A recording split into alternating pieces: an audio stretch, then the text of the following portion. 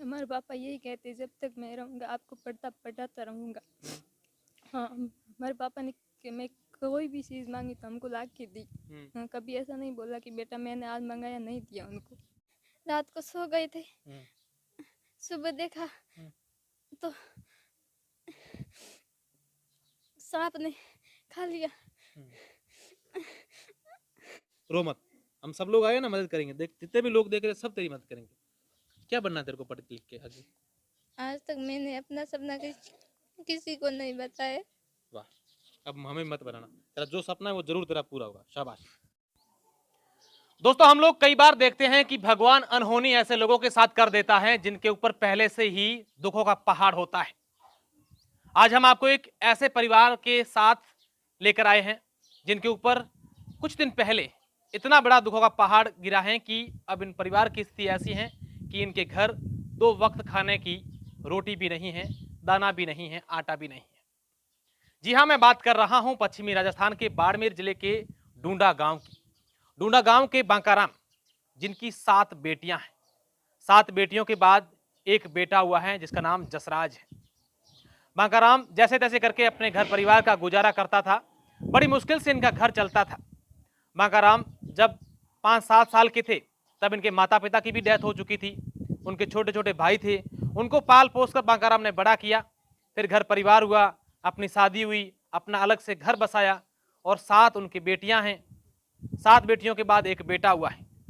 लेकिन कुछ दिन पहले भगवान को इनके घर की खुशियां मंजूर नहीं थी। ऐसा हादसा इनके साथ हुआ कि बांकाराम की विषाक्त कुछ कीटाणु जीव खाने से उनकी तबीयत ज़्यादा बिगड़ गई। उसके बाद उनको अलग अलग जगहों पर एडमिट करवाया गया और 2 दिन पहले उनकी मृत्यु हो गई। और उसके बाद इनके परिवार पर एक दुखों का बड़ा पहाड़ टूटा है। ये 7 बेटियां, बड़ी बात आप देखिए कि 7 की 7 बेटियां जो हैं, इनको बांकाराम इतनी विकट परिस्थितियों के बावजूद पढ़ाते थे। एक बीए कर रही हैं, एक 12th में पढ़ रही हैं, 9th में पढ़ रही हैं, सारी की सारी बेटियां पढ़ती थी। उनके मन में एक सपना था कि मेरी बेटियों को पढ़ाऊंगा, आगे बढ़ाऊंगा। जब उनका बेटा हुआ तो उनके घर में खुशियां थी। लेकिन अब ये बेटियां कहीं ना कहीं अपने मन में ये जरूर सोच रही होंगी कि अब हमें कौन पढ़ाएगा, अब हमारा गुजारा, हमारा लालन पालन कौन करेगा। इनकी माँ है वो बीमार है, स्थिति ऐसी है कि बाहर भी नहीं आ सकती। मुझे तस्वीरें दिखाने से पहले बहुत दुख हो रहा है, लेकिन मैं चाहूंगा कि तमाम दर्शक मुझे जो इस वक्त देख रहे हैं, एक बार इस वीडियो को शेयर कर दीजिए ताकि हर व्यक्ति इन 7 बेटियों के लिए मदद के लिए आगे आए। मैं इनके फोन पे नंबर बताऊंगा, अकाउंट नंबर बताऊंगा, लेकिन थोड़ी सी भी अगर आपके मन में दया भाव है, इन बेटियों के प्रति आपकी सहानुभूति है, तो इन बेटियों की मदद के लिए जरूर आगे आइएगा। अब देखिए सारी की सारी बेटियां हैं, इनकी आंखों में निश्चित रूप से आंसू होने स्वाभाविक सी बात है, क्योंकि 2 दिन पहले जिस बाप पर इनको नाज था, जिस बाप पर इनको गर्व था कि हाँ हमारे पापा हमें पढ़ाएंगे, हम सब लोग अच्छे से पढ़ेंगे, आगे बढ़ेंगे, लेकिन आज इनके बाप पिताजी ने इनका साथ छोड़ दिया है। बड़ा चुप हो जा। इधर देख, की नाम बेटा थारो? कुंता कितने बड़े तू? कुंता की सेकंड ईयर कर सेकंड ईयर कर रही हो? कितनी कितनी बहनें हैं आप? 7 साथ है। 7 बहनें हैं। हाँ। और ये आपका भाई है? हाँ। हाँ। अच्छा, आप सेकंड ईयर कर रही हैं, बाकी आपकी सारी बहनें पढ़ती हैं? हाँ, सारी पढ़ती है। एक बहन अभी आपके साथ नहीं, वो कहाँ है? वो स्कूल गई है एग्जाम देने के लिए। एग्जाम है उसका? हाँ, ओल्ड का है। किसका एग्जाम बेटा? ओल्ड का 8वीं का। 8वीं बोर्ड का एग्जाम है। हाँ। और बहन आपकी बहनें सब कौन कौन सी क्लास में पढ़ती है? सब मैं बी सेकंड ईयर कर रही हूँ, एक 12th में पढ़ रही है, एक 9th में, एक 8 में, एक 7th में, एक 5 में, और मेरा भाई है वो फर्स्ट क्लास में पढ़ रहा है। वही फर्स्ट में पढ़ रहा है। अच्छा बेटा, क्या सपना था तुम्हें? मुझे ये सवाल नहीं, हालांकि जानना चाहिए, आप लोगों को क्या था कि हाँ हम सब बहनें पढ़ेंगे, नौकरी लेंगे, क्या मन में था? हमारे पापा यही कहते जब तक मैं रहूँगा आपको पढ़ाता रहूँगा। हाँ, हमारे पापा ने कि मैं कोई भी चीज़ मांगी तो हमको ला के दी। हाँ, कभी ऐसा नहीं बोला कि बेटा मैंने आज मंगाया, नहीं दिया उनको। हाँ। आप मतलब पापा करते क्या काम करते थे? वही कमठे का काम मजदूर थे? हाँ, मजदूर होने के बावजूद आप सब सारी बेटियों की हर ख्वाहिश पूरा करते थे? हर ख्वाहिश पूरी की हमारी। अब आप लोग क्या चाहते हैं? आपको आगे और पढ़ना है? हाँ, हमको आगे पढ़ना है। और कितना बेटा दुख होता है कि हमें पढ़ना है, हमारे मन में विश्वास था और अब क्या होगा? हाँ, विश्वास था। हमारे पापा यही कहते बेटा आगे बढ़ना है आपको। हाँ। थारो की नाम बेटा? जसरा स्कूल जाओ तो बेटा यहाँ सर बहनों हैंग पटे यहाँ तो बहनों बड़ा जाइला स्कूल वेरी गुड। अच्छा क्या कहना चाहेंगे बेटा, लोगों से क्या कहना चाहेंगे, आप क्या अपील करना चाहेंगे, बोलो कुंता क्या कहना चाहेंगे। शायद कुंता इस बात को लेकर क्या कहना चाहेंगे। मैं आपको बता दूं कि आप देखिए एक मजदूर व्यक्ति जो दिहाड़ी मजदूर था, मजदूरी का काम करता था और उन अपनी 7 बेटियों को पढ़ा था और हमेशा जैसा कि इसकी बेटी ने बताया कि हमेशा इनके पापा यही कहते थे कि आप जो कुछ पढ़ना चाहो, जो कुछ करना चाहो करो, मैं आपकी हर खुशी में आपके साथ हूँ। एक और बेटी, मैं इससे भी बात करने की कोशिश करूंगा। इधर देख बेटा, चुप हो जा, सब लोग तेरी मदद। क्या नाम है तेरा बेटा? मेरा नाम कविता है। कविता, तुम पढ़ती हो? कौन सी क्लास में पढ़ती हो? 12। अच्छा क्या बनना बेटा तुम्हें बड़ा होकर के, क्या बनना चाहती थी तुम? मैं डॉक्टर बनना चाहती थी। अब सब लोग सब तेरी मदद करेंगे, तेरी पूरी पढ़ाई करेंगे, है ना बेटा? क्या कहना चाहेंगे लोगों से? आगे बढ़ना है आप लोगों को। हाँ, आप सभी सभी बहनें पढ़ती हैं? हाँ। अच्छा क्या हुआ था बेटा, तेरे पापा को क्या हुआ था, क्या बताया था? रात को सो गए थे, हम्म, सुबह देखा हम्म। तो सांप ने खा लिया। चुप हो जा, ठीक। आप देखिए कि बोल भी नहीं पा रही है। मैं आपको पूरी घटना बताने की कोशिश करूंगा और यहाँ गांव के कुछ लोग हैं, इनके समाज के लोग हैं, उनसे भी मैं बात करने की कोशिश करूंगा। हालांकि तमाम लोग जो हैं आगे आ रहे हैं, इनकी मदद कर रहे हैं। मैं इन बेटियों से और बात नहीं कर पाऊंगा। मैं बता दूं कि बांकाराम एक मजदूर थे, मजदूरी का काम करते थे, उनकी 7 बेटियां थी और घर का सभी का ध्यान रखते थे। मजदूरी करने गए तब उनको एक कीटाणु ने, बच्चियां जैसे बता रही कि किसी ने काट लिया उनके शरीर पर। फिर दूसरे दिन बीमार हो गए, उनको बाड़मेर के हॉस्पिटल में एडमिट करवाया गया। फिर यहाँ तबीयत ठीक नहीं, जोधपुर उनको रेफर किया गया, जोधपुर से अहमदाबाद रेफर करवाया गया। काफी दिन तक वो जिंदगी की जंग लड़ते रहे, लेकिन आखिर उन्होंने हार मान ली और 26 तारीख की शाम को उनकी डेथ हो गई। और उसके बाद से इनका परिवार जो है वो पूरा सदमे में है। बच्चियां रो रो के उनके बुरे हाल हैं।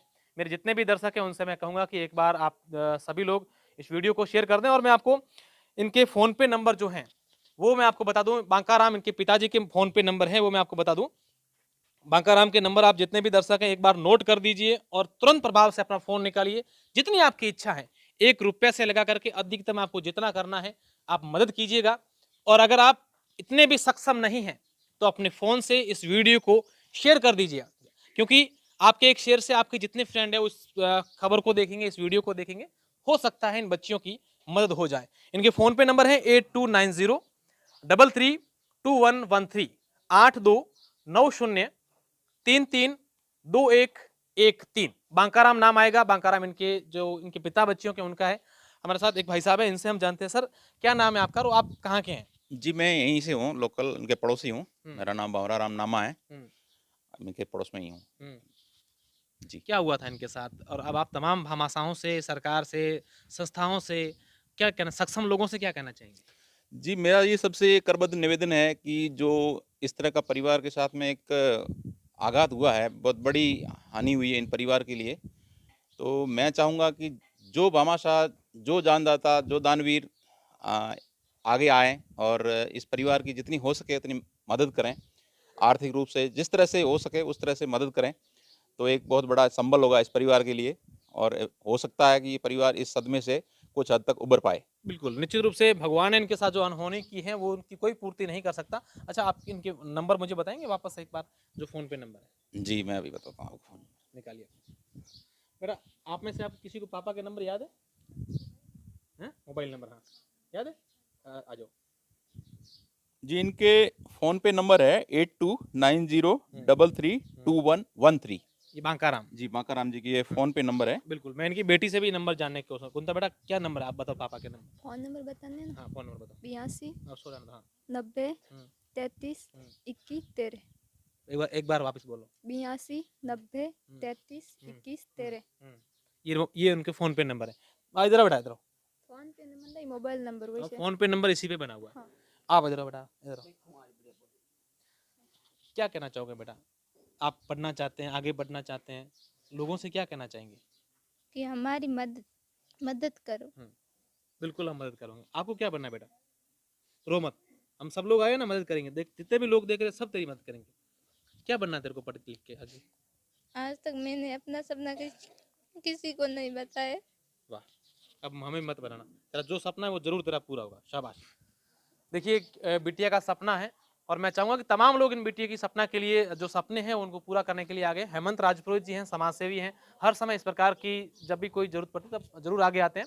और मेरे को भी जसराज जी चौहान जो हैं बाड़मेर में एक अधिकारी हैं, उन्होंने फ़ोन किया, हेमंत जी ने संपर्क किया, तगराज जी हैं, काफ़ी लोगों ने मुझे फ़ोन किया और बताया कि, और जब से मैंने इस खबर घटना को सुना तो मैंने सामने से इस परिवार की मदद करने के लिए यहाँ आने की कोशिश की। हेमंत जी, आपको कब मालूम चला था और किस तरीके से आप तमाम लोगों से क्या कहना चाहेंगे? मेरे को कल ही मालूम चला था कि इस तरह का हादसा हुआ है और विषैले जीवाणु ने काट लिया, उसकी वजह से इलाज के दौरान इनकी डेथ हो गई है। परिवार का जो मुखिया, परिवार की नींव है वो टूट चुकी है। अब परिवार मासूम 4 वर्षीय बच्चे के भरोसे है, तो हम सबका फर्ज बनता है कि मानवता के नाते इस परिवार की संकट की घड़ी में मदद करें। निश्चित रूप से जितने भी हमारे दर्शक हैं इस परिवार की संकट की घड़ी में मदद करें, आगे आएं।